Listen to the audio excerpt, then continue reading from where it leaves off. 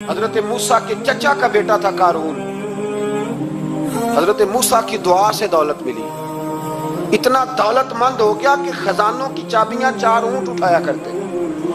حضرت موسیٰ نے کہا کہ 1000واں حصہ زکوٰۃ فرض ہوئی ہے. کتنا حصہ؟ 40واں نہیں، 1000واں حصہ زکوٰۃ دے. کہنے لگا دیتا ہوں. گھر جا کے حساب کیا تو پریشان ہو گئے. اتنے پیسے دینے پڑیں گے. پریشان جب آتے ہیں تب نہیں پریشان ہوتے. اتنے آ گئے میرے پاس، دینے پڑے تو کہنے لگا ہو اتنے پیسے. حضرت موسیٰ نے کہا دے. تو کہنے لگا جناب موسیٰ ویسے مہنگا نہیں پڑا آپ نے رکھا خرچہ. آپ فرمانے لگے میرا حکم نہیں، حکم میرے 40واں نہیں تھا. کون سا حصہ تھا بولیے؟ مسلمانوں کا کتنا ہے؟ سارے صحیح دیتے ہیں زکوٰۃ؟ کہتے میں تھوڑی تھوڑی دیتا رہتا ہوں. میں سال میں نے تھوڑی تھوڑی بانٹ دی ہے. کچھ ان کو دیا جو مجھے ووٹ دیں گے، کچھ ان کو دیا جو گاہے گاہے میرے گھر کا کوئی کام کر دیں گے. میں نے بانٹ دی ہے. ایک زکوٰۃ دے رہا ہے کہ سیاست کر رہا ہے تو؟ یہ کون سا طریقہ ہے؟ یہ کون سی طبیعت ہے؟ مضمون بھیجا ایک دوست نے. ایک بچی بڑی مشکل سے میٹرک اس نے کیا ہے، تو کوئی امیر آدمی ان کے گھر میں پیسے دے گیا اس رمضان میں. حیدرآباد کے قریب کسی گاؤں کی رہنے والی. تو بچی اگلے دن جا کے سارا کچھ ان کے گھر دے آئی ہے. سارا کچھ دے آئی ہے. کیوں؟ کہ وہ بچی کہتی ہے میں یتیم ہوں. میں 1.5 سال کی تھی اور میرا بھائی ابھی پیدا نہیں ہوا تھا جب میرا والد فوت ہو گیا. تو میرے چچا نے دھکے دے کے نکال دیا. میری ماں نے برتن دھو دھو کے ہمیں پالا اور میری ماں نے ہمیں پڑھایا. شدید محنت کی. تو کہتی ہے کل ایک دنیا دار آیا، اس نے کہا میں نے راشن دینا ہے. زبردستی ہمارے گھر آیا، غریبوں کو دینا ہے. کہتی ہے میری ماں نے کبھی ہمارے سامنے دکھ نہیں اپنا کھولا کہ میں بڑی غریب ہوں، میں نے جوانی تمہیں. لیکن کیا عجیب منظر ہے کہ اس نے ایک توڑا دیا راشن کا. تو سویرے جب میری اماں زور کے بعد کام کر کے آئی ہے تو رو رہی تھی. میں نے پوچھا اماں کیا ہوا؟ تو کہنے لگی بیٹے 4 اخباروں میں میری تصویر لگی ہے. 4 اخباروں میں. مجھے کیا پتا اس کے پاس کتنے موبائل تھے، کتنی تصویریں کھینچتا رہا. تو وہاں رکھ کے کہنے لگی چچا ہم نے بڑی راتیں بغیر پنکھے کے گزاری ہیں، کئی دن بغیر روٹی کھائے گزارے، پر ہم نے اپنا پردہ نہیں کھولا. تو ایک کانٹے کا تھیلا دے کے ہمارا پردہ کھول گیا. 4 اخباروں میں رکھ اپنا سامان، اور سویرے اخبار میں یہ خبر بھی ضرور چھپوا دینا کہ وہ واپس کر گئے. یہ خبر بھی سویرے اخبار میں ضرور چھپوا دینا کہ وہ آٹے کا تھیلا وہ واپس کر گئے. یہ خبر چھپوا دینا. پھر وہ بچی اپنی ماں کی عزت کے لیے گئی اور جا کے پریس کلب میں اس نے 4 اخباروں کو کہا کہ میں آٹا واپس کر رہی ہوں. اب تمہاری ذمہ داری ہے کہ تم لوگوں کو بتاؤ کہ وہ تھیلا آٹے کا. شرم نہیں آتی؟ میں اجتماعی شادیوں کی مخالفت کرتا رہتا ہوں. دل کرتا ہے تمہارا کہ تمہاری بیٹی اور تمہارا داماد بٹھایا جائے اسٹیج پہ اور کہا جائے خیرات میں اس کی شادی ہو رہی ہے، اخباروں میں تصویر آئے. کسی غریب کی بچی کی شادی کر دیا تو بورڈ لگوا دیا 30 اجتماعی شادیاں. وہ تماشا ہے؟ غریبوں کی بیٹیاں تماشا بنانے کے لیے ہیں. اگر کسی غریب کی بچی کی خدمت کر دیا تو اس طرح کر جس طرح حسین کے بیٹے امام زین العابدین کیا کرتے. حضرت موسیٰ کلیم اللہ علیہ السلام کا زمانہ مبارکہ تھا. قحط پڑ گیا، بارش نہیں ہوتی. ہم لوگ نا اب تو خیر ہمارے پاکستان میں تو ٹیبل ٹاک ہوتی ہے، ٹاک شو ہوتے ہیں. ہمارے ہاں تو پتہ کیا جاتا ہے کہ بارش ہو کیوں نہیں رہی. پھر اس پہ یہ ہوتا ہے کہ دھواں بڑا چڑھ گیا ہے، حالات بڑے خراب ہیں، فلاں ایسے ہو گیا قحط کا. ہم تو اسباب تلاش کرتے رہتے ہیں نا جی. فوق بہت زیادہ ہے، فلاں چیز ایسے ہے، فلاں چیز ایسے. ہم تو یہ تلاش کرتے رہتے ہیں. وہ لوگ یوں نہیں کرتے تھے، وہ سیدھے جا کے مسلوں پہ بیٹھتے تھے. اس لیے کہ وہ کہتے تھے جب رب چاہتا ہے تو پھر کوئی چیز کسی چیز کو روک سکتی. وہ سیدھے مسلے پہ بیٹھتے. اعلیٰ حضرت فاضل بریلوی رحمۃ اللہ علیہ کے پاس ایک مولانا محمد حسین آئے. وہ فلکیات کے بڑے ماہر تھے. تو اعلیٰ حضرت نے فرمایا ذرا ستاروں کا حساب لگا کے دکھاؤ بارش کب ہوگی. کہنے لگا پورا مہینہ تو نہیں ہوگی. تو اعلیٰ حضرت رحمۃ اللہ علیہ فرمانے لگے کہو کہ میرا علم کہتا ہے مہینہ نہیں ہوگی، اللہ چاہے تو ابھی ہو سکتی ہے. کہنے لگا جی وہ تو ٹھیک ہے پر میرا علم. وہ جیسے روز لوگوں نے پیر نیٹ ٹو سین شاہ صاحب نہیں کھولے ہوتے کہ بارش کب آئے گی، اور اس کی طرف نہ دیکھ، مسلے پہ بیٹھ، مہربانی کر مسلے پہ بیٹھ، اللہ کی بارگاہ میں حاضر ہو، اسے معافی مانگ، اسے منا تاکہ وہ رحمت کی بارش. کہنے لگا جی میرا علم کہتا ہے. تو اعلیٰ حضرت فرمانے لگے پھر وہی بات, تو کہ اللہ چاہے تو بارش ابھی, لیکن یہ جو اڑ گئے ہیں نا بیچارے, یہ اڑ ہی گئے ہیں, یہ جہاں الجھ گئے ہیں وہاں یہ لوگ الجھ گئے. اللہ ہمیں الجھنے سے محفوظ فرمائے. تو اعلیٰ حضرت اٹھے تو فرمایا ٹائم کیا ہوا ہے گھڑی پہ؟ کہنے لگا جی 12. تو اعلیٰ حضرت نے گھڑی گھمائی, اب کیا بج گیا؟ کہنے لگا 4 بج گئے. فرمانے لگے بج گئے نا 4. کہنے لگا جی آپ نے گھڑی گھما جو دی ہے. فرمانے لگے اللہ بھی جب چاہے تو ستارے گھما دیتا ہے, اللہ بھی ستارے گھما دیتا ہے بارش. کہنے لگا جی وہ تو ٹھیک ہے پر مہینہ نہیں ہو سکتی. اڑا ہوا بندہ, اس کا کوئی علاج ہے جو اڑ جو جائے, اس کے لیے قرآن کہتا ہے وَإِذَا خَاطَبَهُمُ الْجَاهِلُونَ قَالُوا سَلَامًا. اسے سلوٹ کرو دور سے, اسے کو تو جان اور تیرا. کہنے لگا جی ہو نہیں سکتی پورا مہینہ. فرمانے لگے یار تو جا اپنا کام کر. وہ شخص کہتا ہے میں نے دروازہ کھولا اعلیٰ حضرت کا, کمرے سے باہر نکلا تو تیز بارش ہو رہی. واپس آیا تو میں نے کہا احمد رضا یہ عقیدہ کہاں سے لیا ہے؟ فرمایا دروازہ مصطفیٰ سے لیا ہے صلی اللہ علیہ وسلم. تو یاد رکھیں کہ اللہ کو منانا چاہیے, استغفار کرنا چاہیے, اس کی برکات. حضرت موسیٰ ساری قوم کو لے کے نکل گئے. آؤ بھائی میدان میں اللہ کی بارگاہ میں استغفار کریں اور بارش کا سوال کریں, بارش مانگے. جب باہر نکلے دیر تک دعائیں ہوتی رہیں تو حضرت موسیٰ علیہ السلام کو رب کریم نے وحی فرمائی کہ موسیٰ آپ کی قوم میں نے ایک شخص ہے جس کو 40 سال ہو گئے نافرمانی کرتے, اس نے رب سے صلح نہیں کی. کتنے لوگ ہیں؟ ایک. اور 40 سال سے وہ نافرمان ہے, اس کو مجمع سے نکال دو بارش ہو جائے گی. اگر ایک گناہگار کی وجہ سے بارش رک جاتی ہے اور جہاں دروازے کھلے ہوئے ہوں, جہاں تنہائیاں خوفناک ہوں, اور جہاں تباہی اتری ہوئی ہو, اور جہاں لوگ کروڑوں روپیہ مال ہڑپ کر گئے ہوں, اور جہاں علماء کو ہتھ کڑیاں لگا کے ٹھنڈی زمینوں پہ لٹا دیا جائے اور قوم کہہ رہی ہو اچھا ہوا اچھا ہوا, اور لوگ پھبتیاں اڑا رہے ہوں, مذاق کر رہے ہوں, تو پھر اس قوم پہ کس طرح کر کے فضل الہی. اور یہ مولوی کا معاملہ نہیں, یہ تو ممبر رسول کا معاملہ ہے. میرے مصطفیٰ نے یہ نہیں کہا پیر میرا وارث ہے, حضور نے فرمایا عالم میرے دین کے وارث ہے. ہاں حضور نے فرمایا جس نے عالم کے چہرے کا دیدار کیا سمجھے میں نے اپنے نبی کی زیارت کی ہے. لیکن یہاں تو خیر یہ عنوان نہیں, ورنہ میں اس پر جاتا. ہائے, تو کہا ایک بندہ ہے 40 سال سے اللہ کی نافرمانی کر رہا ہے, وہ اگر نکل جائے تو بارش ہو جائے گی. حضرت موسیٰ نے اعلان کر دیا بھی ایک شخص ہے, وہ اگر نکل جائے تو بارش ہو جائے گی. پتہ تو ہوتا ہے نا سب کو, مجھے بھی پتہ ہے کہ میں اندر سے کیسا ہوں, اور آپ کو بھی خبر تو ہوتی ہے نا جی. جب بات ہو رہی ہوتی ہے تو پھر پتہ تو چلتا ہے نا کہ بات کہاں جا کے سیٹ ہو رہی ہے, پتہ چلتا ہے نا. اسے بھی چل گیا پتہ, اب اندر ہی اندر رونے لگا. اور دیکھو امام رازی اور امام غزالی دونوں نے لکھا ہے کہ اس درد سے رویا, اس درد سے کہ ادھر والے کو بھی پتہ نہ چل جائے, مجمع کے اندر کھڑا ہے اور ادھر والے کو بھی استغفار, دیکھو ادھر والے کو پتہ نہ چل جائے اور ادھر والے کو بھی کہیں ہجوم میں غم میں بھی توہین نے ضبط غم نہ ہوئی. ہم اس احتیاط سے روئے کہ آنکھ نم نہ ہوئی, ہجوم میں غم میں بھی توہین نے ضبط غم نہ ہوئی. ہم اس احتیاط سے روئے کہ آنکھ نم نہ ہوئی, روئے بھی پر کسی کو آنسو نہیں دیکھنے دیے. اب اس درد سے کہتا ہے اللہ تو معاف کرنے والا ہے نا, تو معاف کرتا ہے, پردہ پوشی کرتا ہے. اور مالک اگر لوگوں کو پتہ چل گیا تو میرے تو بچوں کا بھی جینا حرام کر دے گا. یا اللہ میری تو آنے والی نسل بھی تڑپ کے وقت گزارے گی. مالک تو معاف کر دیا کرتا ہے, لوگ نہیں معاف کرتے. اے اللہ یہ میری خوبیاں بھول جائیں گے, میری خامیوں پر بات. مالک میں یہ ذلت نہیں برداشت کر سکتا, فضل فرما. حضرت موسیٰ نے دوبارہ اعلان کیا, نکلتے ہو کہ نہیں نکلتے؟ پھر تڑپا, خداوندا مجھے بے آبرو نہ کر, یہ ذلت اور رسوائیاں یہ نہیں برداشت ہوتی. اللہ درگزر. حضرت موسیٰ نے تیسرا اعلان کیا, نکلتا ہے یا میں پھر اس کا نام لوں؟ اللہ سے پوچھ کے نام لوں اس کا, بتاؤ کون ہے؟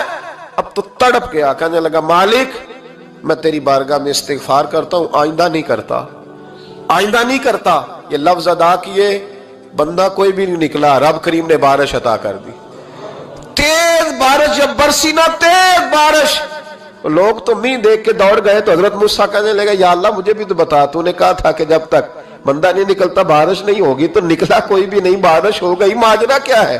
تو رب کریم نے فرمایا موسیٰ بس اس نے مجھ سے صلح کر لی، اس نے مجھ سے صلح کر لی۔ اور امام غزالی نے لفظ لکھے، حضرت موسیٰ نے پوچھا، حالانکہ اللہ اپنے نبیوں کو غیب کے خزانے دیتا ہے، پوچھا کہ اے اللہ مجھے اس کا نام بتا دے، تو رب کریم نے فرمایا موسیٰ جب گناہگار تھا تب نہیں کسی کو بتایا، جب پاپی تھا تب نہیں بتایا، جب مجرم تھا تب نہیں بتایا، اب کیسے بتا دوں؟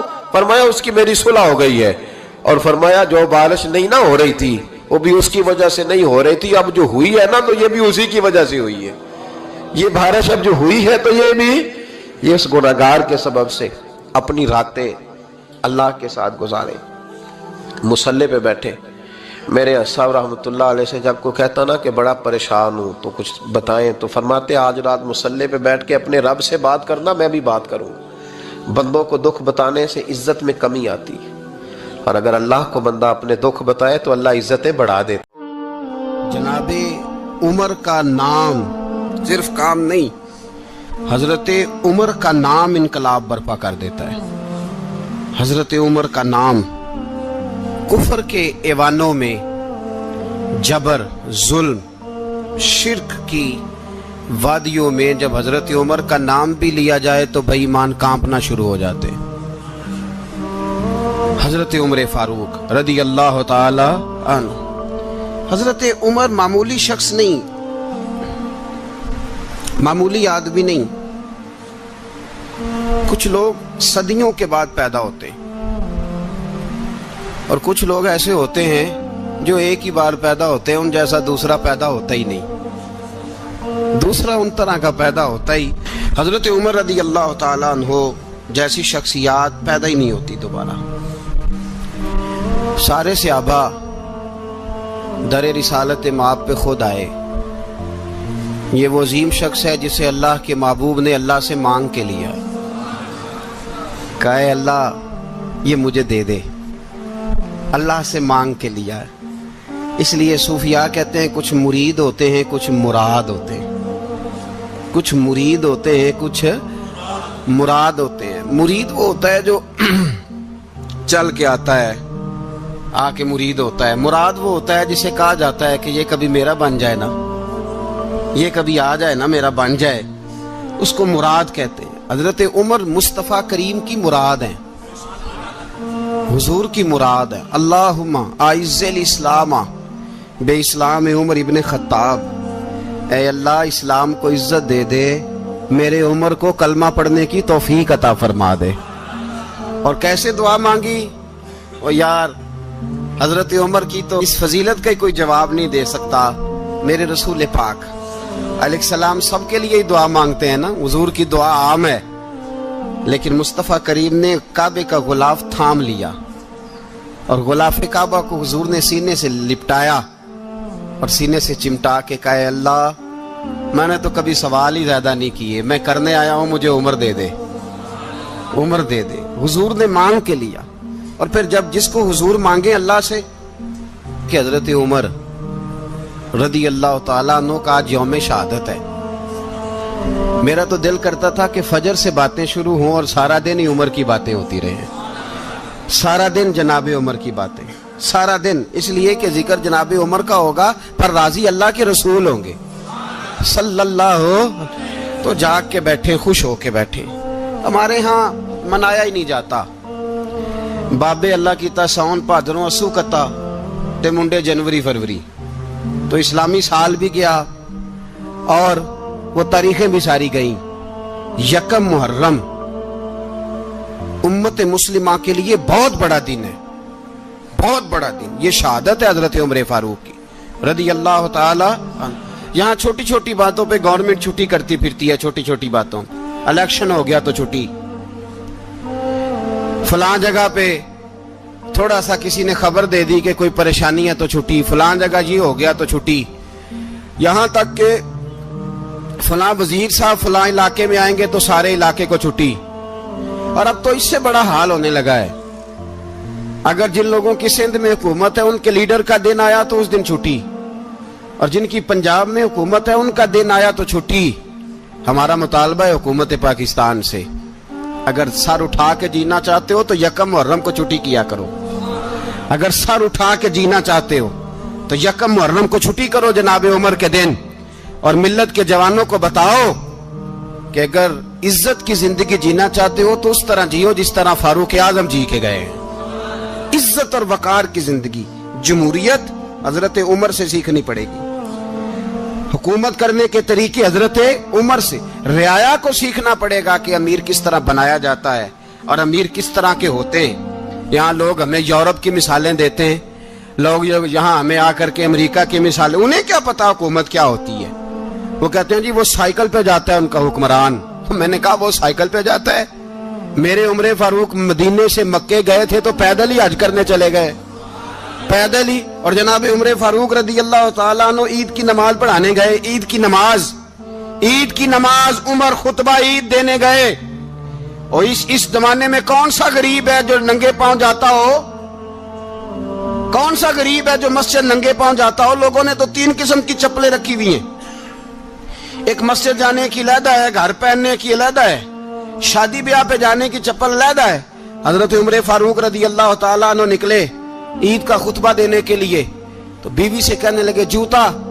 اس نے کہا صاحب اتنی دفعہ ٹوٹا ہے اب گانٹھا نہیں جا سکتا, اتنی دفعہ ٹوٹا ہے کہ اب دوبارہ پیمند نہیں لگ سکتے.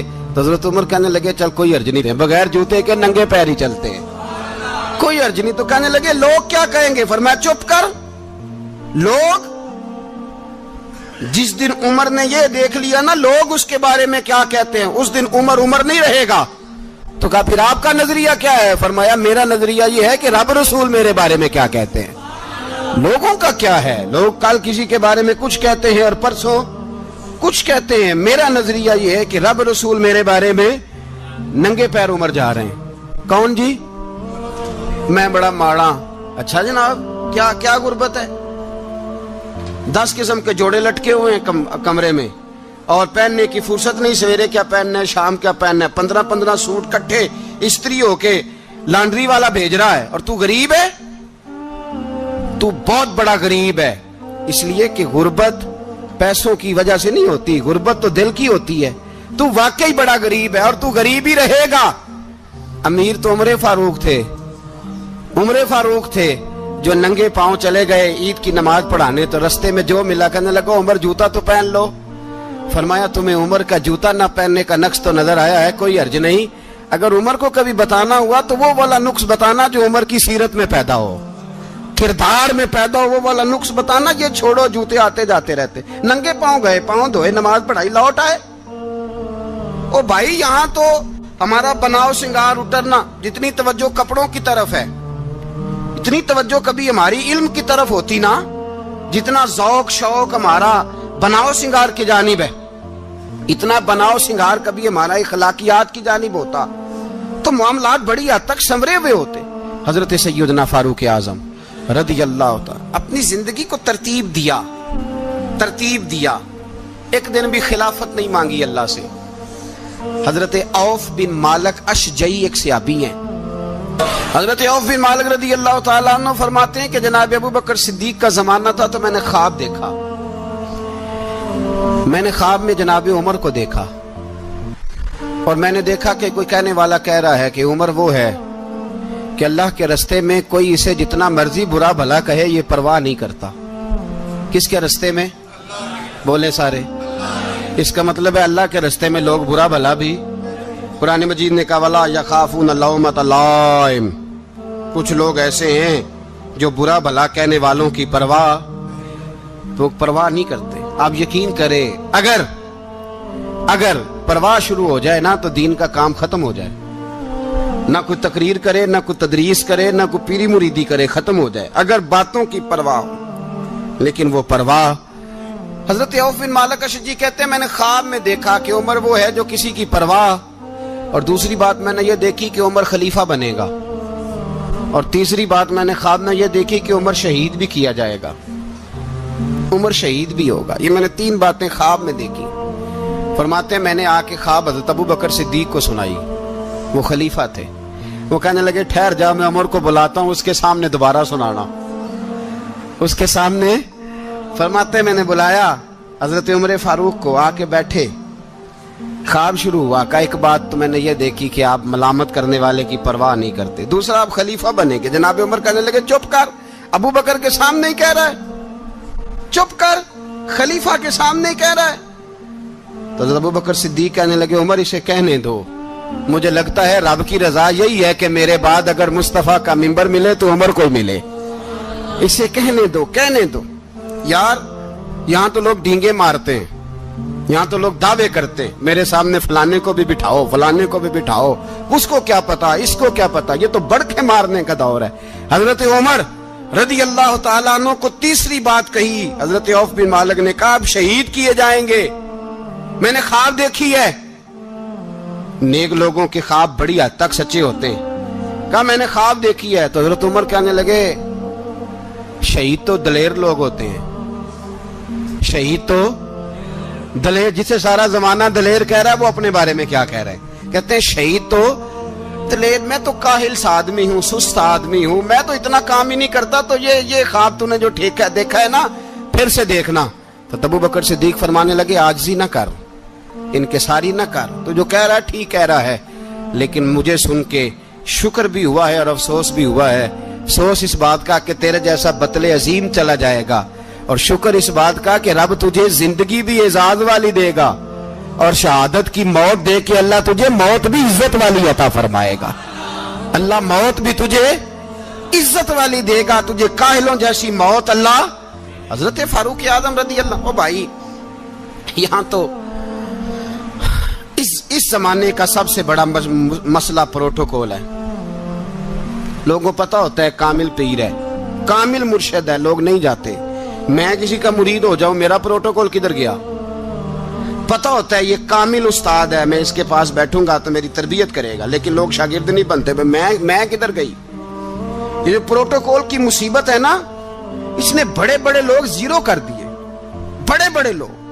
اور یہ مت سمجھے کہ آپ کا وزیر اعظم پروٹوکول لیتا ہے یا آپ کا صدر پروٹوکول، وزراء، ایسی کوئی بات نہیں۔ ہم چھوٹے طبقے سے لے کر بڑے سارے پروٹوکول کے قائل ہیں۔ ہمارا تو داماد بھی کہتا ہے کہ مجھے پوچھا نہیں میں تمہارے گھر کیوں آؤں۔ ہمارا تو بھائی ہر شخص اعلان کرتا ہے پروٹوکول کا، فلانے نے عزت نہیں دی تو واپس آ جاؤ، فلانے نے سلوٹ نہیں کیا تو واپس آ جاؤ۔ لوگ جہاں سلوٹ کرنا چاہیے وہاں بھی سلوٹ کرانے کے قائل ہیں۔ پر حضرت عمر رضی اللہ تعالی، حضرت عمر کی سادگی اور پھر جناب عمر کی عاجزی، جب انسان اپنے اوپر سوار کر لیتا ہے نا، سوار کر لیتا ہے، میں بدکار پرانا خادم، کسے در ملی نٹ ہوئی، تے واصف یار نے نظر جو کی تھی تے واصف ہی۔ میں اکثر سوچتا ہوں حضور نے جہاں بھی کہا نا، فرمایا میرے بعد نبی ہوتے تو خطاب کے بیٹے عمر ہوتے۔ حضور نے فرمایا عمر جس رستے سے جاتا ہے شیطان وہ رستہ بدل جاتا ہے۔ نبی پاک صلی اللہ علیہ وسلم نے فرمایا میرا عمر وہ ہے کہ اس کی زبان پر حق جاری ہے۔ حضور علیہ السلام نے فرمایا 950 سال حضرت جبریل میرے عمر کی شان بیان کریں تو ان کی عظمت ختم نہیں ہوتی۔ 950 سال جبریل عظمت بیان کرے تو ختم نہیں ہوتی۔ یہ بات ہے حضرت عمر کی، اور فرمایا عمر ابو بکر کی نیکیوں میں سے ایک نیکی ہے، یہ شان ہے اب عمر فاروق رضی اللہ تعالیٰ عنہ کی۔ حضور نے فرمایا میرے بعد نبی ہوتے تو عمر ہوتے، جس گلی سے عمر آئے شیطان رستہ بدل جائے۔ میرے عمر فاروق کی شان 950 سال بیان ہو تو ختم نہ ہو۔ عمر کی زبان پر اللہ حق بیان کرتا ہے، جو عمر کہتا ہے وہی رب کر دیتا ہے۔ حضور ساری زندگی فضیلتیں بیان کرتے رہے، عمر جواب میں کیا کہتے ہیں؟ کوئی بتائے نا کہ یہ والی حدیثیں کبھی عمر نے بھی روایت کی ہوں کہ حضور نے میرے بارے میں یہ کہا ہے۔ یہ روایتیں وہ روایت نہیں کرتے، ان سے جب لوگ کہتے عمر تیری بڑی بات ہے تو عمر رو پڑتے، کہتے میں تو اونٹ چرانے والے باپ کا بیٹا ہوں، میں تو اونٹ چرانے والے باپ کا بیٹا، اونٹ چرا۔ اس سے آگے عمر گئے ہی نہیں ساری زندگی، اس سے آگے لفظ ہی نہیں ادا کی۔ اور میں تو بھائی اونٹ چرانے والا، میرا باپ تو اونٹ چرایا کرتا تھا، 10 اونٹ تھے، میری ڈیوٹی ہوتی تھی، سنبھالے نہیں جاتے تھے، ابا ڈنڈوں سے مارتا تھا۔ ساری زندگی عمر حج کرنے گئے، ایک خشک تنا کھجور کا عمر فاروق رضی اللہ تعالیٰ عنہ نے اس کو اپنے کلاوے میں لیا, رونے لگے. لوگوں نے کہا عمر کیا ہوا؟ فرمانے لگے یہاں میں اونٹ چرایا کرتا تھا, یہاں میں اونٹ چراتا تھا, 10 اونٹ سنبھالے نہیں جاتے تھے. دیکھو رسول اللہ کی شان, آج ساری امت چلانے کا طریقہ عطا فرما دیا ہے. ساری نظریے سے پیار. یار پیسہ کس کو برا لگتا ہے؟ آپ جس آدمی کی 50 کروڑ کی پراپرٹی ہے اس کو پوچھیں سب سے غریب, آپ کو وہی نظر آئے گا.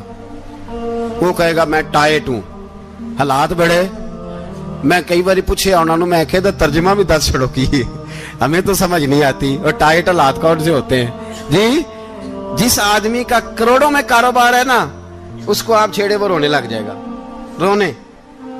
تو کئی میں نے ایسے دیکھے ہیں, کرائے کا مکان ہے, ان سے پوچھے صاحب کیا حال ہے, تو کہتے ہیں جتنی اللہ نے شان والی زندگی ہمیں عطا کی ہے کسی کو نہیں دی ہوئی. اس کا مطلب ہے خوشی بھی یہی ہے اور غم بھی یہی ہے. اندر سے خوشی ہے, اندر سے ہی. تو نے اگر راضی رہنا ہے تو ادھر سے رہنا ہے, ناراض رہنا ہے تو بس اپنے آپ کو خوش رکھے گا تو ہو جائے گا. سارے صحابہ مل کے آئے, کہنے لگے عمر فاروق سے کہنا ہے نبی پاک کے زمانے میں تو ظاہراً غربت تھی, ابو بکر کے دور میں بھی غربت تھی, اب تو بڑا مال ہے. عمر سے سفارش کرو کہ عمر نیا کرتا پہنا کرے. ملکوں کے سفیر آتے, عمر وہی پھٹی پرانی چادر اوڑھ کے اور وہی کئی جگہ پہ پیوند لگے سوٹ پہن کے سفیروں کے سامنے بیٹھ جاتا ہے.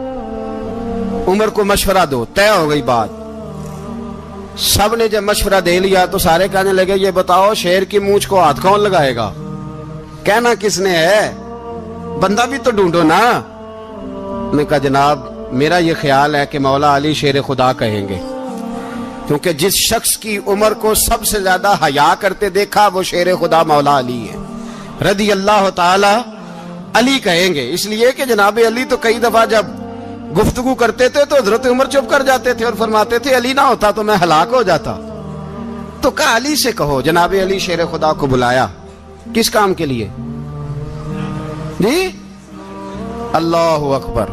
یہ ذرا آپ نے اس دور پہ اس بات کو ذرا لاکا جناب ان سے کہیں کہ زیادہ نہیں, ایک کرتا نیا پہن لے. سفیر آتے ہیں, وزیر آتے ہیں تو ایک کرتا نیا پہن لے. حضرت علی کو بلایا, آپ فرمانے لگے کوئی اور بات ہوتی تو میں کہہ دیتا, یہ والی میں نہیں کہہ سکتا. کوئی اور ہوتی تو میں عمر کو کئی دفعہ کہہ دیتا ہوں, جلال میں بھی تو سن, یہ والی میں نہیں کہہ سکتا. میں تمہیں ایک مشورہ دیتا ہوں. کہا وہ کیا؟ کہنے لگے سید عائشہ صدیقہ سے کہو, وہ مومنوں کی ماں ہیں, عمر ٹالے گا نہیں. اماں جی سے جا کے کہا اماں جی نیا کرتا عمر سے کہیں پہن لیں, وزیر آتے ہیں بڑے بڑے لوگ تو چلو کوئی حرج نہیں. اماں جی نے کہا اچھا کوئی بات نہیں میں بلا لیتی ہوں. جناب عائشہ نے پیغام بھیجا. جب خادم نے کہا نا مصطفیٰ کے گھر سے پیغام آیا ہے, تو 20 لوگ بیٹھے تھے. عمر کانپتے ہوئے اٹھے, کانپتے دوڑے. حضرت عائشہ پردے میں تھی تو فرماتی ہیں عمر اتحیات کی حالت میں بیٹھ گئے. کہا اماں جی دیر تو نہیں ہو گئی مجھے آنے میں؟ کہا نہیں ٹائم پہ آ گئے ہو. کس لیے بلایا تھا؟ کہا عمر دیکھو غربت کے معاملات اور ہوتے ہیں, جب اللہ آسانی دے تو کوئی چیز استعمال کرنا حرام نہیں ہوتی, اگر حرام ہے تو بتاؤ. کہا نہیں اماں جی حلال ہی ہے. تو فرمایا پھر اتنے سفیر آتے ہیں, مشیر آتے ہیں, اب تو مال غنیمت بڑا آتا ہے, ڈھیر لگ جاتے ہیں مسجد میں, تو چل ایک نیا کرتا تم بھی پہن لیا کرو. اور آپ نیا کرتا پہنو گے تو دھاک بیٹھے گی غیروں پر. تو صحابہ کا مشورہ ہے کہ آپ نیا لباس پہنے. اماں جی کہتی ہے میں نے حکم دیا تو عمر چپ کر گئے, گردن جھک گئی. تھوڑی دیر کے بعد سیدنا عمر فاروق نے سر اٹھایا تو داڑھی پہ آنسو گر رہے تھے, رو پڑے. کہنے لگے پاک محبوب کی پاک بیوی جیسے حکم کرتی ہو میں حاضر ہوں, پر مجھے وہ والا لباس پہنانا جو میرے مصطفیٰ نے پسند فرمایا ہے. اگر یہ رنگ رسول پاک کا ہے تو میں حاضر ہوں, اور اگر نبی پاک کا نہیں تو پھر جیسے آپ حکم کریں. جناب عائشہ کہتے ہیں عمر روئے تو میں زیادہ روئی, میرا پلو بھیگ گیا آنسوؤں سے. میں نے کہا عمر آپ جائیے. عمر یوں نکلے تو جو صحابہ کھڑے تھے وہ کونے میں تھے, سارے آ گئے. کہا اماں جی کیا بناؤ؟ فرمایا بھائی تم سب جو باتیں کہتے ہو وہ اپنی جگہ ٹھیک ہیں, پر عمر جو بات کرتا ہے وہ سب سے زیادہ ٹھیک ہے. عمر جس پہلو پر بات کرتا ہے وہ یار ایسی عاجزی, ایسا رنگ, ایسا انداز, ایسا طرز حیات, ایسی زندگی, اولاد کے معاملے میں لوگ بزدل ہو جاتے ہیں, بزدل.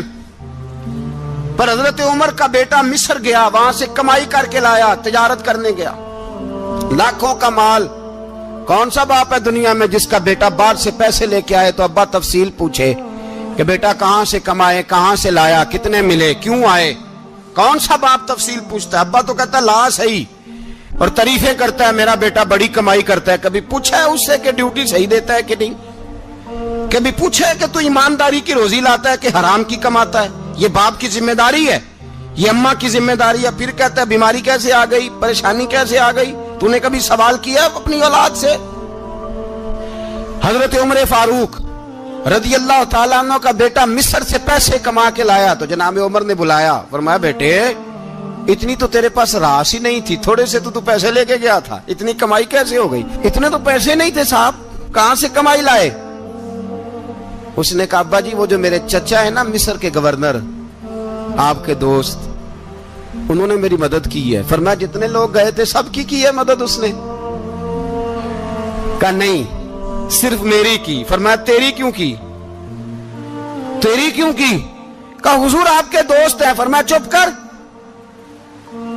حضور انہوں نے مجھے اتنے پیسے دیے, میں نے کاروبار میں ڈالے تو نفع آیا تو میں ان کی رقم دے کے. فرمایا خاموش ہو جا, باقی جتنے لوگ گئے تھے سب کی مدد کی اس نے؟ کہا نہیں حضور صرف میری کی.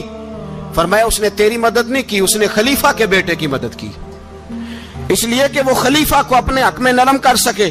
فرمایا آدھا مال تیرا ہے, آدھا مال غنیمت کا ہے, مال خزانہ کا ہے, مسلمانوں کا ہے, اس لیے کہ تو جو وہاں سے مال کما کے لایا ہے وہ اپنے باپ کے خلیفہ ہونے کی وجہ سے کما کے لایا ہے, لہذا رکھ ادھر. یہاں کہتے ہیں کدھر سے آیا, کیسے آیا, کون سا حساب دیں, کیا کریں؟ او بھائی حضرت عمر رضی اللہ تعالیٰ عنہ کا اپنی اولاد کے بارے میں یہ رنگ ہے. ایک جنگ سے نا خوشبو آئی, خوشبو بڑی مہنگی ہوتی تھی, عرب میں خوشبو آج بھی بڑی مہنگی ہے, وہ زیادہ استعمال کرتے ہیں. میری باتوں کی سمجھ آ رہی ہے میرے بھائی؟ بڑی مہنگی خوشبو تھی. جب وہ خوشبو آئی تو حضرت عمر نے کہا, گھر میں پہلے پہنچی حضرت عمر کے, چونکہ زیادہ عورتیں استعمال کرتی تھی گھر کے اندر خوشبو, مرد بھی لگاتے تھے. حضرت عمر نے اپنی بیوی سے کہا, آپ کی زوجہ تو تھی وہ بڑی خوشبو کو پسند کرتی تھی. حضرت عمر نے اپنی زوجہ سے کہا کہ خوشبو لاؤ, میں نے ایک عورت کی ڈیوٹی لگائی ہے, وہ خوشبو تول کے نا تو حصہ برابر صحابہ میں بانٹ دے گی. تو آپ کی زوجہ کہنے لگی کسی بی بی کی ڈیوٹی لگانے کی کیا ضرورت تھی, میں جو موجود تھی میں بانٹ دیتی ہوں تول کے حصہ برابر. آپ نے فرمایا نہیں تو رہنے دے, وہ فلانی بی بی بانٹے گی. کہا حضور میں نے بھی بانٹنی ہے, میرے پہ کچھ حق ہے؟ آپ نے فرمایا نہیں تو تفصیل نہ پوچھ, تو خوشبو دے دے, کوئی اور بانٹے گی. خاتون خانہ تھی نا, کہنے لگی نہیں مجھے بھی آج آپ کو بتانا ہی پڑے گا کہ کوئی جو بانٹ سکتی ہے تو میں کیوں نہیں بانٹ سکتی؟ زوجہ کہتی عمر نے بات کی تو میری چیخیں نکل گئی. حضرت عمر فرمانے لگے جب تو خوشبو بانٹے گی نا تیرے ہاتھوں کو بھی لگے گی, تیرے دوپٹوں کو بھی لگ جائے گی. اگر رب کریم نے مجھ سے سوال پوچھا کہ عمر خوشبو تو مسلمانوں کی تھی, تیری بیوی کے دوپٹے کو کیوں لگ گئی, تو میں اللہ کے حضور کیا جواب دوں گا؟ اگر اللہ نے یہ سوال کیا کہ تیری بیوی نے کیوں لگائی, وہ تو حصہ تھا مسلمانوں کا, تو تو نے تیری بیوی نے کیوں لگائی؟ تو فرمایا میں نہیں چاہتا کہ اللہ کے حضور مجھے اور تجھے باز پرس ہو, لہذا کسی اور کو بانٹنے دے. زوجہ روئی اور تڑپ کے کہنے لگی عمر مجھے لگتا ہے صبح قیامت بھی تیری بیوی ہونے کی وجہ سے اللہ مجھے جنت عطا فرما دے گا, تیری زوجہ ہونے کی برکت سے. بھائی یہ معیار رکھا, خدا کی قسم ایسا شخص تاریخ میں دوبارہ نہیں آیا. اتنا بڑا آدمی, اتنا بڑا شخص, اتنا بڑا آدمی, اور پھر رنگ یہ ہے کہ عمر 22 لاکھ مربع میل کا حکمران, 22 لاکھ, اور کھجور کے درخت کے نیچے مٹی کا ڈھیلا لے کے سو گئے ہیں, پرواہ کوئی نہیں, کوئی مسئلہ ہی نہیں. 2 غلام ساتھ بیٹھے تو ایک روٹی حضرت عمر نے گھر سے منگوائی, تھوڑا سا سرکہ, تو غلام کہنے لگے ہم نے بھی کھانی ہے. فرمایا کوئی حرج نہیں, روٹی کو پیٹ بھر کے کھانا ضروری تو نہیں, 3 حصوں میں بانٹ لیتے ہیں. ایک آدمی آیا ہوا تھا مصر کا رہنے والا ملنے کے لیے, اس نے پوچھا عمر کدھر ہیں, تو کہا وہ ادھر جاؤ مسجد میں بیٹھے ہوں گے, اور واپس آیا تو کہنے لگا وہاں تو 3 غلام بیٹھے ہیں. ایک روٹی بانٹ بانٹ کے کھا رہے ہیں, لگتا ہے کئی دنوں سے روٹی نہیں ملی. کہا 3 غلام تو کوئی نہیں, وہاں 2 ہی تھے, تیسرے تو امیر المومنین تھے. اس نے کہا نہیں نہیں 3 غلام ہیں, کپڑے بھی ایک طرح کے پہنے ہوئے, بلکہ 2 کے تو پھر صحیح ہیں, تیسرے کے تو زیادہ ماڑے ہیں. کپڑے بھی ایک طرح کے, کھانا پینا بھی ایک طرح کا, اور ان کا نشست برخاست بھی ایک طرح کی ہے, لہذا کوئی فرق نہیں. حضرت ابو ہریرہ کہتے ہیں میں لے کے آیا, اور جناب عمر کو جب میں نے کچی زمین میں تامت سمیٹ بیٹھے دیکھا تو میں رو پڑا. میں نے اس مصر سے آنے والے کو کہا تو اس کے جلوے دیکھ, اگر اس کی ذات میں اتنا حسن ہے تو محمد عربی کا مقام کیا ہوگا. یہ مقام غور ہے, مقام غور. 10 محرم کو لوگ دیگے پکائیں گے نا, نہیں پکانی ہے, کوئی بول دے نہیں, ہاں نہ نہیں کر دے, پروگرام بدلیا تو نہیں دی عید کی کہ وہ ایک کام شروع ہویا ہے لات ٹائٹ ہونے والا. کیوں جی, پکنی ہے نا دیکھیں 10 محرم کو انشاءاللہ تعالی, ہم بھی پکائیں گے انشاءاللہ, یہاں بھی پروگرام ہوگا. تو 10 محرم کو جو دیگ پکنی ہے تو ایسا نہیں ہو سکتا کہ 1 محرم کو حضرت عمر کے نام کی بھی کوئی پک جائے. اگر امام حسن حسین کے نام کی دیگیں پکے تو جو امام حسن حسین کے سے پیار کرنے والے ہیں, جو امام حسن حسین سے ہم لوگوں نے بھی عجیب رٹا اپنایا ہے نا, ہم لوگ بات کا ایک پہلو دیکھتے ہیں دوسرا نہیں دیکھتے. حضرت امام حسن اور حسین کو بھی نبی پاک نے شہید کہا, اور جناب عمر کو بھی رسول اللہ نے خود شہید فرمایا. فرمایا شہید ہے, خود فرمایا اپنی زبان سے کہ یہ شہید ہے, خود میرا عمر شہید ہے. تو ان کے نام کی دیگ نہیں پکنی چاہیے, اس طرف نہیں ہماری توجہ ہونی چاہیے. اور اہل بیت نبوت, یہ بات میں پہلے بھی کرتا ہوں, آج پھر کرنا ضروری سمجھتا ہوں. اہل بیت کا پیار سن لو کان کھول کے, اہل بیت کا پیار اگر ہمیں کسی نے سکھایا ہے تو سیدنا عمر فاروق نے سکھایا ہے. اہل بیت نبوت کی محبت اگر کسی نے سکھائی ہے تو کس نے سکھائی ہے, بول کے بتائیے. حضرت عمر نے. اہل بیت کا پیار ہمیں حضرت عمر نے بول کر کے سکھایا ہے. بھائی یاد رکھیں,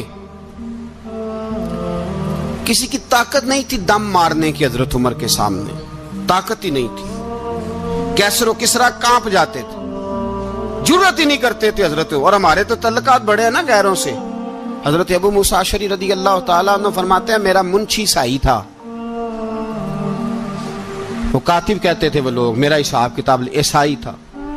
تو فرماتے ہیں ایک دن میں نے وہ سارا حساب کتاب لین دین کے حضرت عمر کو دکھائے تو فرمانے لگے جس نے لکھے ہیں اس کو بلاؤ. کہنے لگے حضور مسجد نہیں آ سکتا. کیوں نہیں آ سکتا؟ کہنے لگے وہ عیسائی ہے. کہتے ہیں حضرت عمر جلال میں آ گئے. آپ فرمانے لگے جنہیں رب دور کرتا ہے تم کیوں قریب کرتے ہو, جنہیں اللہ دور کرتا ہے. فرمایا تم غیروں کو اگر عہدے دو گے تو اپنوں کا کیا بنے گا, اگر تم غیروں کو عہدے دو گے تو اپنوں کا. یہ سوچ ہے جو آج برما کے مسلمانوں کے لیے بھی ضروری ہے. کہا اگر تم غیروں کو عہدے دو گے تو اپنوں کا. ہم نے غیروں کو عہدے دیے تو دیکھا نا اپنے کس طرح کاٹے جا رہے ہیں. غیروں کو جو عہدے دے دیے, یرانے سارے غیروں سے روز دعویٰ ہوتا ہے چین ہمارا سجن ہے, چین ہمارا دوست ہے. او بھائی دوست ہے تو اس سے کہو نا کہ برما تو تمہاری ایک چھوٹی سی ریاست ہے, چین کے بغیر تو وہ سانس بھی نہیں لے سکتا. اس کو کہو نا اس حکومت پہ دباؤ ڈالے. لیکن ہم لوگوں نے غیروں کو عہدے دیے تو اپنے پس گئے. حضرت عمر کہتے تھے ذمی کا ہم ادب کریں گے, ذمی کافر کا ہم, ایسا کافر جو مسلمان ریاست کو قبول کرے, بدامنی نہ پھیلائے. ایک آدمی کو آپ نے دیکھا آنکھوں سے نابینا ہے اور بھیک مانگ رہا ہے, تو حضرت عمر کو نظر آ گیا. فرمایا کون ہو؟ اس نے کہا میں یہودی ہوں. فرمایا بھیک کیوں مانگتے ہو؟ کہا جب تک تندرست تھا مسلمانوں کو جزیہ دیتا تھا, بوڑھا ہو گیا ہوں کیا کروں. حضرت عمر نے گھوڑے کی پشت پہ بٹھایا, کافر کو گھوڑے کی پشت پہ بٹھایا اور بٹھا کے مدینے لائے. حضرت علی شیر خدا وزیر خزانہ تھے. فرمایا علی اس کا وظیفہ جاری کرو. کہا یہ کون ہے؟ فرمایا یہ یہودی ہے لیکن یہ ہمیں جزیہ دیتا رہا, بوڑھا ہو گیا بیچارہ, بھیک مانگنے پہ مجبور ہے, ہماری حکومت کے اندر رہتا ہے, اس کا پورا وظیفہ جتنا خرچہ اتنا وظیفہ لگاؤ. حضرت علی کہتے ہیں میں وظیفہ لگا رہا تھا اور وہ میرے نبی کا کلمہ پڑھ رہا تھا, وہ رسول اللہ کا کلمہ پڑھ رہا تھا. یہ مزاج, یہ نہیں کہ کافر. حضرت عمر نے گورنروں کو خط لکھے تھے کہ زبردستی کسی کو مسلمان نہیں کرنا, جہاں ان کی عبادت گاہیں بنی ہو گرانی نہیں, کوئی مندر کوئی گرجا ضائع نہیں کرنا. اسلام سب کو جینے کا موقع دیتا ہے, پر بے ایمانو ظالموں بدذاتوں تمہیں یہ کہتا ہے کہ ہم تمہیں جینے کا موقع دیتے, تم بھی مسلمانوں کو جینے کا موقع دو. یہ جہاں بستے ہیں جہاں رہتے ہیں انہیں وہاں جینے کا موقع دو. انہیں بھی اللہ اکبر کہنے کا موقع دو, انہیں بھی قرآن پڑھنے کا موقع دو, انہیں بھی رسول اللہ پر درود پڑھنے کا موقع دو. ہمارے ملک میں عیسائی اپنی مرضی سے کھلے عام تبلیغ کرتے ہیں. یہاں تو چینل چلائے ہیں عیسائیوں نے. کسی مذہبی جماعت نے کبھی جلوس نکالا ہے کہ عیسائیوں کا چینل بند کرو؟ بولے نکلا ہے کہ نہیں نکلا؟ کتنے ظلم کی بات ہے. ہم جب غیر کو اتنا تحفظ دیتے ہیں, اتنا تحفظ دیتے ہیں. ہم نے دیکھا ہے, مجھے بیسیوں لوگوں نے عید پہ ٹیلی فون کیے کہ عیسائیوں کو قربانی کا گوشت دے لیں. مجبور ہیں جی, دروازے پہ آ گئے ہیں, ہمارے کام کاج کرتے ہیں. بیسیوں لوگ, عام آدمی کے دل میں ان کا اتنا جذبہ ہے. وہ مسائل کا بیان کرنا ایک علیحدہ بات, لیکن ہمارے دل کافر کے حق میں بھی نرم ہو جاتے ہیں. تم کس قدر زیادہ بے ایمان ہو اور کفر کس قدر زیادہ ذلیل ہو گیا ہے کہ مسلمان کے حق میں نرم ہوتا ہی نہیں. اور اس سے بڑے ذلیل وہ ہیں جو ان ذلیلوں کے سپورٹر ہیں.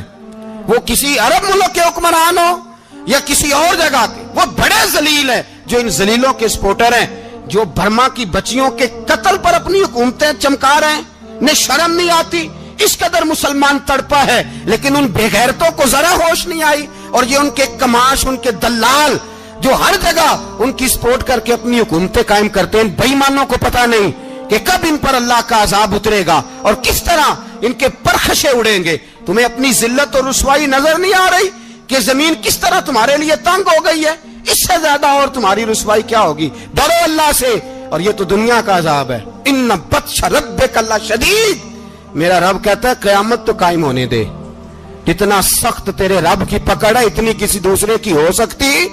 یاد رکھیں اور تھوڑا احتیاط کریں ہم سب لوگ بھی, جو ہم لوگ آدھی زبان بول کے بھی ان کی سپورٹ کرتے ہیں. اب شرم آنی چاہیے ہمیں ان حکومتوں کی سپورٹ کرتے جو مسلمانوں کی لاشوں کے اوپر حکومتیں قائم کرتے ہیں. شرم آنی چاہیے. بہرحال بات دور نکل جائے گی اور میں اپنے مضمون پہ رہتا ہوں. اہل بیت کا پیار اگر سکھایا ہے تو جناب عمر نے سکھایا ہے رضی اللہ تعالی عنہ.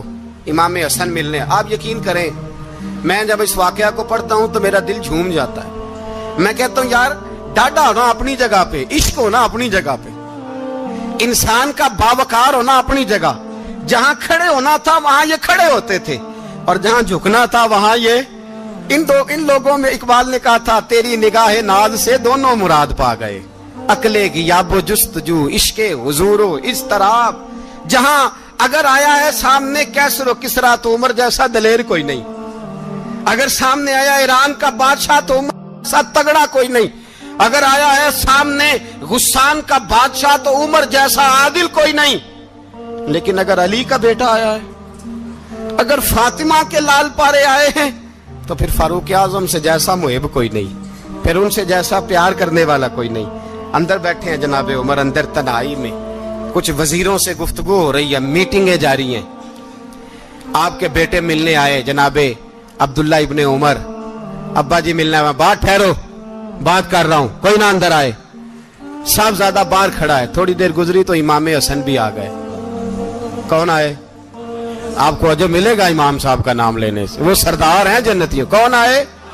سارے بولیے امام حسن. تیری نسل پاک میں ہے بچہ بچہ نور کا, تو ہے نے نور تیرا سب گھرانہ. امام حسن آئے تو حضرت عبداللہ ابن عمر کو دروازے پہ کھڑے دیکھا. کہا امیر المومنین کہاں ہیں؟ کہنے لگے حضرت عمر کے بیٹے. کہنے لگے وہ اندر بیٹھے, کچھ میٹنگ ہو رہی ہے, اور انہوں نے کہا کوئی اندر نہ آئے, لیکن آپ جانا چاہیں تو چلے جائیں. آپ جانا چاہیں تو, تیری نسل پاک میں ہے بچہ بچہ نور, آپ جانا چاہیں تو چلے جائیں. تو انہوں نے کہا جب آپ باہر کھڑے ہیں تو مجھے کوئی اتنا ضروری کام نہیں, اور ابھی زور کی نماز تھوڑی دیر میں ہوگی, میں مسجد میں مل لوں گا امیر المومنین سے. یہ بات کہہ کے امام حسن چلے گئے. یار اتنی بڑی بات نہیں تھی, اتنی بڑی بات نہیں تھی.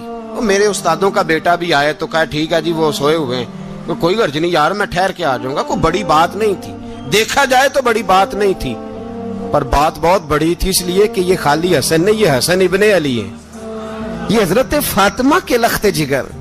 حضرت عمر باہر نکلے, عبداللہ ابن عمر سے پوچھا کوئی آیا تو نہیں؟ تو کہا حضور امام حسن آئے تھے. تو کہا پھر شہزادے کو اندر کیوں نہیں بھیجا؟ کہا میں نے کہا تھا. وہ کہنے لگے اگر امیر المومنین مصروف ہیں تو میں ظہر میں مل لوں گا. حضرت عمر رونے لگے. فرمایا بیٹے تو نے اچھا نہیں کیا, फिर मस्जिद नहीं गए, सीधे इमाम हसन के दरवाजे दस्तक दी। इमाम हसन बाहर आए, कहा शहजादे आए थे तो मिले क्यों नहीं?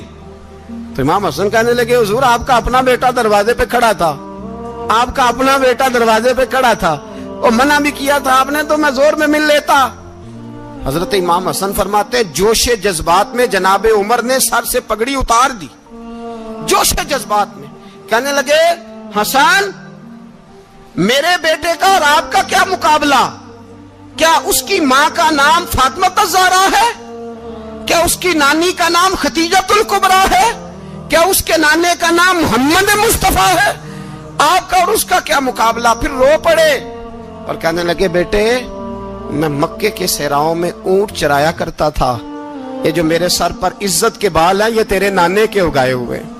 मैं मक्के के खबरदार शहजादे खबरदार। ओ भाई अहले बैत नबुव्वत के अदब का रंग अगर सिखाया है तो सैयदना उमर ने सिखाया है। हजरत उमर फारूक अथॉरिटी है, इस्लाम की अथॉरिटी।